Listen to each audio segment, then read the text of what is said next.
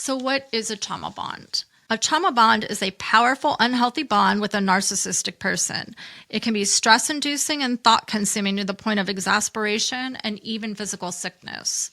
A trauma bond develops out of a repeating cycle that includes experiences of devaluation and manipulation, interspersed with intermittent niceties, kindnesses, attention, affection, and articulated apologies. Now, I say articulated apologies because no apology from a narcissist is real. Sometimes the narcissist is putting you down, trying to control your decision-making and manipulating you. And other times, when he or she wants something from you, he or she is confusingly nice, pursuing, charming, and wooing. Welcome to the Help I Have a Narcissist in My Life podcast. I'm Laurel Slade-Waggoner. Today, we're going to be talking about something so near to my heart. It's called trauma bonding. This is episode 66. The name of it is Trauma Bonds, Why You Feel Confused and Stuck. As I do on every podcast episode, I just want to start out by saying thank you to all of you regular listeners and watchers, and thank you for emailing me and sharing what's going on with the narcissists in your life. I read every single email you send. I pray over them, pray for you. You are not alone. I know that the narcissist in your life is trying to make you feel like you are, but you aren't. You are so loved by God, and you are so loved by me. So just know that. And if you're new to this podcast, welcome, and know that I am now praying for you as well. Okay, moving on to today's topic, trauma bonds, why you feel confused and stuck. If you have a narcissist in your life, does he or she make you feel hurt and worthless at times, and then at other times act so nice to you that you feel completely confused? Are you constantly asking yourself if you should stay in this relationship or if you need to separate? If the answers to these questions are yes, there is a possibility that you are trauma bonded. Understanding the confusion. There is so much confusion over trauma bonds for victims of narcissistic abuse and observers alike. People on the outside wonder, why does she keep putting up with that? Or why doesn't he just leave her? And why does she let him have so much power over her?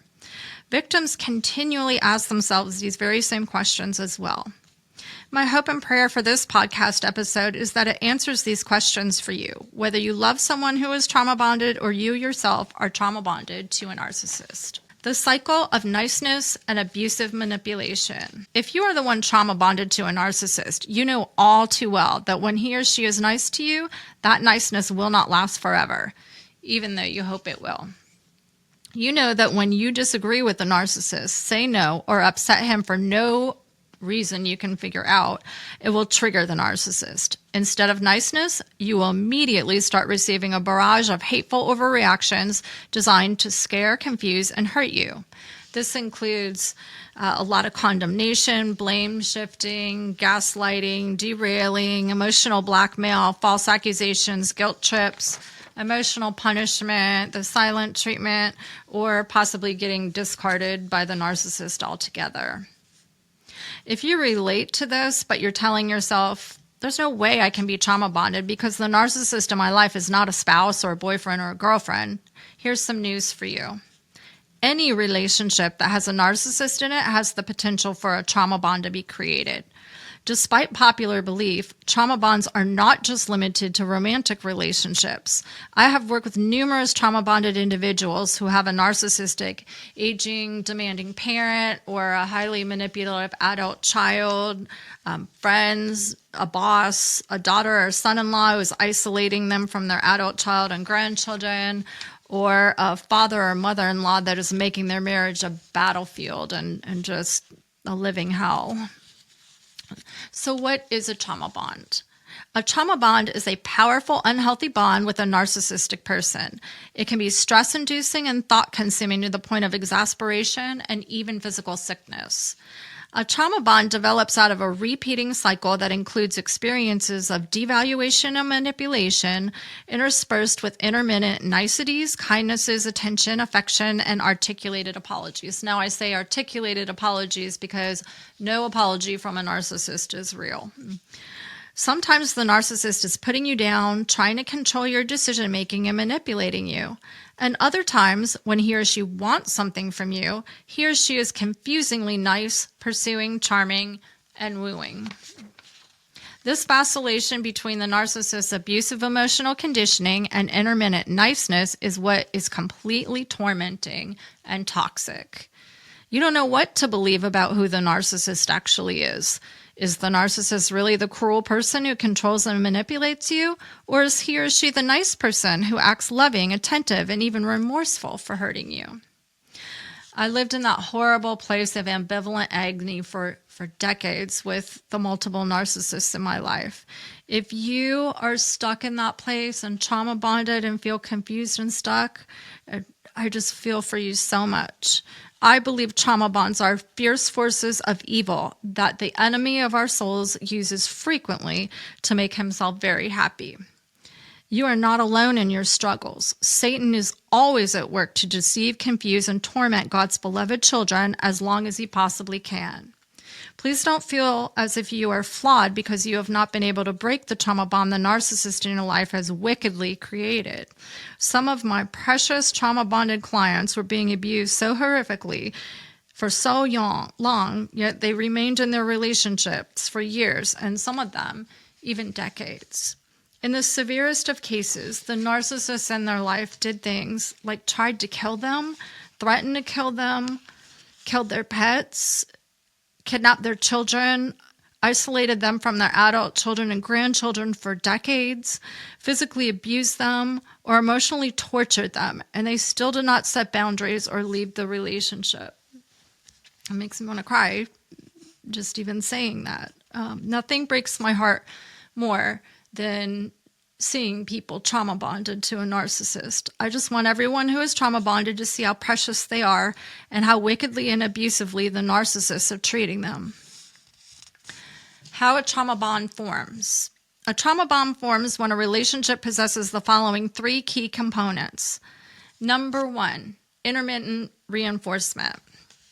As I stated earlier, a relationship that lays the foundation for a trauma bond is one that includes vacillating episodes of negative emotional conditioning, which is the manipulation and abuse, intermixed with occurrences of positive reinforcement. That's the good times that we're trying to get back to. This vacillation creates a powerful force called intermittent reinforcement. Victims' minds and hearts latch onto the good times and become conditioned to tolerate the manipulation and abuse in the desperate hope of getting back to things being good again. Intermittent reinforcement is narcissistic relationships produces the same psychological effect that keeps people gambling. Gamblers keep betting, just hoping and praying for a monetary payout. Narcissistic abuse victims keep putting up with abuse and manipulation, hoping and praying for the payout of the nice narcissist reemerging instead of the abusive monster with whom they are currently contending. Number 2, the relationship has a gross imbalance of power and respect. The relationship includes a gross, recognizable imbalance of power and respect. To create and maintain this imbalance, the narcissist continually uses a myriad of manipulation techniques in a specific order. So, in the beginning, they use a lot of love bombing. This is so that they will establish a rapid attachment and quick trust. So they'll be super wooing, super nice, super attentive. But the goal isn't to be a nice person, be a kind person, is to establish a rapid attachment and get you to trust them very quickly. Once they get through the love bombing, then they're going to start intermixing it with bouts of gaslighting to make their victims doubt their own reality, memory, or sanity. This causes victims to rely more heavily on the narcissist's warped version of things because they're constantly thinking, did I hear that right? No, he's that nice person that was love bombing me, that was so attentive in the beginning. They start to really get to this place of confusion. And then when victims start to really doubt themselves, then the narcissist employs a lot of those reinforcements to make the victims feel bad, like chronic condescension, blame shifting, a lot of emotional blackmail, trying to make victims feel fearful of losing the relationship, just immensely bad about themselves, and they really want them to feel unworthy of being loved so that they're scared no one else would ever love them. So they become more dependent on the narcissist. So they do that love bombing in the beginning, then start to gaslight their victims to create that doubt. And then once the doubt is there, then they'll just hit home a lot with a lot of that, putting them down and all those things we just talked about. And number 3, the victim absorbs the narcissist's projections. Over time, once the victims absorb the narcissist's projections, they begin rationalizing and justifying the narcissist's harmful behavior to themselves and to other people. They'll say things to themselves and to other people like, he is only like this because he is stressed, or it really was my fault, I made him angry, or I just need to give her more grace, she had a really bad childhood, I just need to be more patient. So when this happens, this is called Stockholm Syndrome. The victims are falsely over-identifying with the narcissist. Once victims have absorbed the narcissist's projections, not only do they develop that Stockholm Syndrome, they also start to feel responsible for the narcissist's feelings management and believe that if they just tried harder to meet the narcissist's expectations and demands, the abuse and manipulation would stop and the good times would start again. This is what I call hopeful denial. In this, many victims become chronically hypervigilant, and they're in this frantic state of constantly scanning and walking on eggshells, trying to avoid triggering the narcissist. So this is what Proverbs 19:19 talks about. It says, rescue an angry person, you're only going to have to do it again tomorrow. So this is what is happening with the victims. They're continually rescuing the narcissists from their negative feelings. Okay, now after all of that, after the intermittent reinforcement, the imbalance of power and respect, and then the victim absorbing the narcissist projections, this is when the trauma bond is formed. So after victims internalize the narcissist's projections, they feel super bad about themselves and they start taking responsibility for the narcissist's feelings management on a continual basis, and they become fearful of living without the narcissist. They are well on their way to being trauma bonded.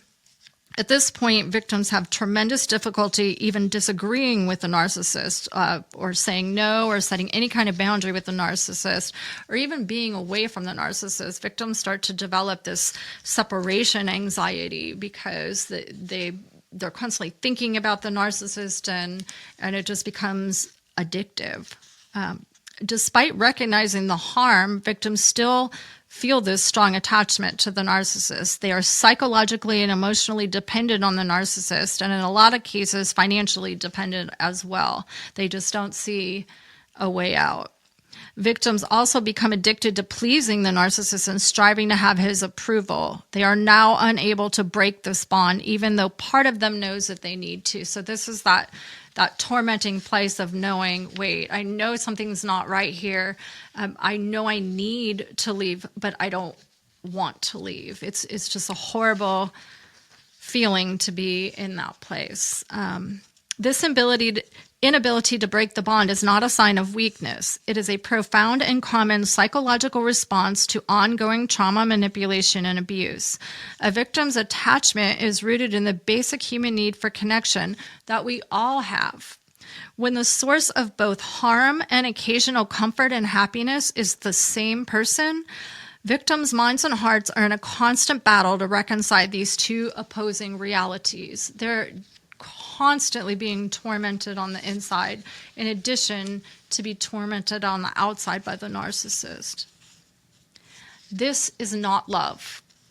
If this is your experience, please hear me when I say this is absolutely not love. God is love. As 1 Corinthians 13:4-6 says, love is patient and kind. It does not envy. It does not boast. It is not proud. It does not dishonor others. It is not self-seeking. It is not easily angered. It keeps no record of wrongs. It does not delight in evil and rejoices with the truth. That is love. Narcissists are not capable of that kind of love. Their version of love, a loving relationship, and of you is filtered through their sense of entitlement, their need to be prioritized, and their need to be in control. You are a means of gratification to a narcissist, and when you stop gratifying him or her, or he or she tires of you, you will be emotionally discarded and possibly physically discarded too. I know that these are hard words to hear, but I say these things out of love for you so you can break free, heal, and fill your life with people who can show you God's love and relate to you in a respectful way. Have hope. It is possible to break a trauma bond, not because of your own strength, but because of God's strength in you. He helped me break the trauma bonds in my life, and he will do the same for you, precious listener. I promise you he will. Breaking a trauma bond. Breaking a trauma bond requires commitment and perseverance. It is hard work, but it's not impossible. You've gotten to this place of being addicted to the narcissist, just like the narcissist wanted you to. You're constantly thinking about that narcissist. You're constantly recovering from interactions from that narcissist and planning for interactions with that narcissist. It becomes an addiction. So be patient with yourself. It's going to take a lot of commitment and perseverance. Breaking a trauma bond first begins with an acceptance that you are trauma bonded, and therefore you are seeing things from a skewed perspective. You are seeing things through the lenses of the narcissist projections and through the lenses of distortion. You have to first accept that to be able to move forward. Second, you need to refuse to live in the status quo. Determine that you will no longer keep cycling and that you will get on a path to freedom. You don't know how you're going to do it yet, but you are determined to get on a path of freedom. Third, learn assertiveness skills and practice them little by little so you gain confidence and experience in disagreeing with and saying no to the narcissist. Fourth, keep in mind that it may be too much to think about emotionally detaching or physically separating from the narcissist right now. You may need to strengthen your boundary setting muscles first. That's why I said start slow, start saying no in little ways so that you can build up those boundary setting muscles and build up your confidence. Fifth, don't worry about tomorrow. Just focus on today. God will give you everything you need today, and he will do the same tomorrow. The Bible instructs us not to worry about tomorrow for good reason. So for now, leave tomorrow in God's hands. And sixth, I strongly recommend seeking out the help of a Christian counselor who is trained and experienced in trauma recovery to help you with this process of breaking free from the trauma bond. You need to be supported and comforted and sometimes redirected in your negative thoughts about yourself. There is competent help out there. As iron sharpens iron, so one person sharpens another, says Proverbs 27:17.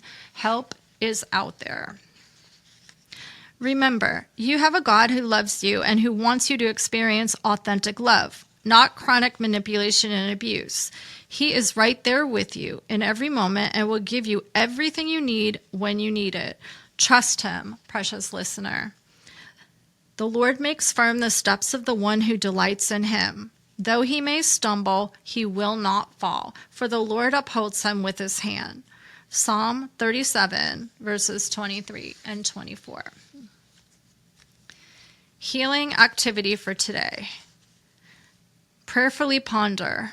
What is one thing I can do today to start to break the trauma bond I have with the narcissist in my life? Set a goal to do at least one unbonding activity every day until the trauma bond is broken and you are living a life of freedom. Just one little thing every day will lead you to a life of freedom. Some power scriptures to keep in mind. Do not give dogs what is sacred. Do not throw your pearls to pigs. If you do, they may trample on them under their feet and turn and tear you to pieces. Matthew 7:6. Do not speak to fools, for they will scorn your prudent words. Proverbs 23:9.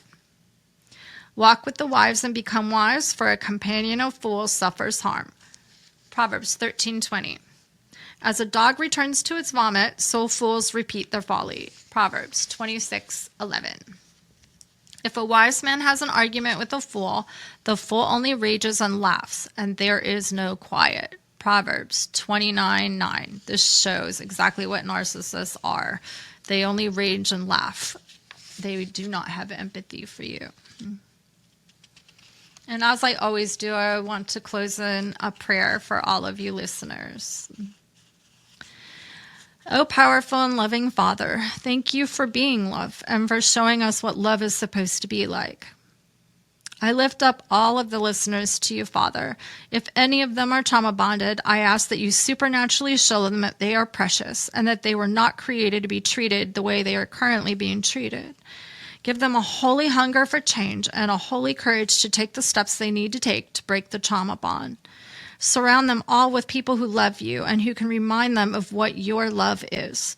Protect them, Father, and guide them into a life free from narcissistic control, abuse, and manipulation.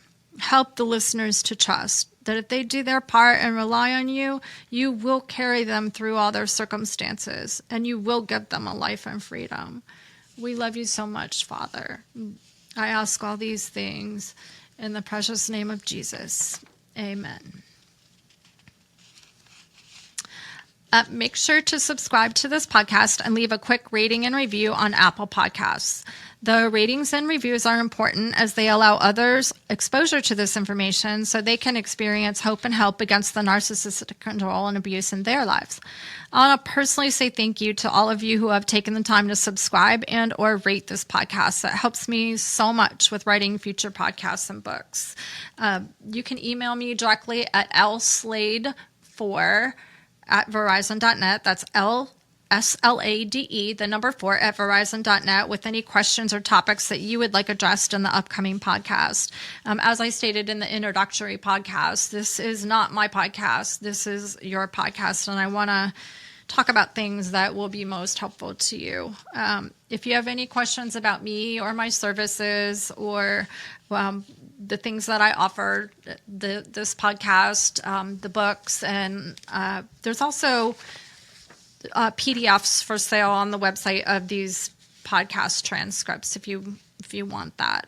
Visit the website. It is Slade-Waggoner Counseling Services.com. That's SLADE-WAGGONER Counseling Services.com.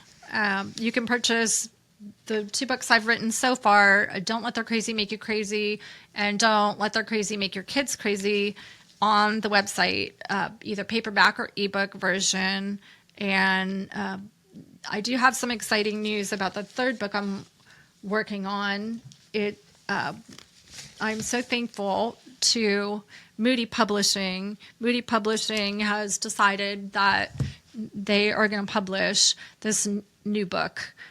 And it's going to be out October of 2026.